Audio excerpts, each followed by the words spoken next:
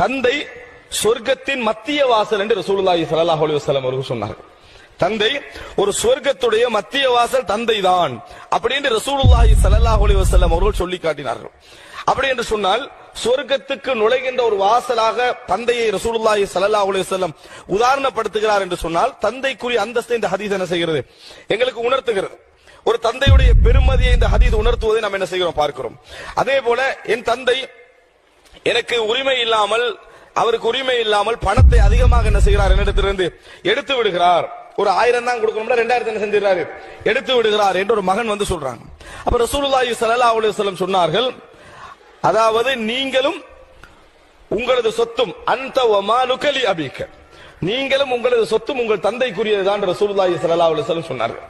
உங்கள் உருவாக்கத்துக்கும் தந்தை காரணம், உன் உழைப்புக்கு பின்னால் உள்ள முன்மாதிரிக்கும் தந்தை தான் என்ன காரணம். அந்த வமாலுக லி அபீக, நீங்களும் உங்கள் சொத்தும் தந்தைக்குரியதான் என்று ரசூலுல்லாஹி ஸல்லல்லாஹு அலைஹி வஸல்லம் அவர்கள் சொன்னார்கள் என்ற செய்தியை நாம் என்ன செய்கிறோம் பார்க்கிறோம்.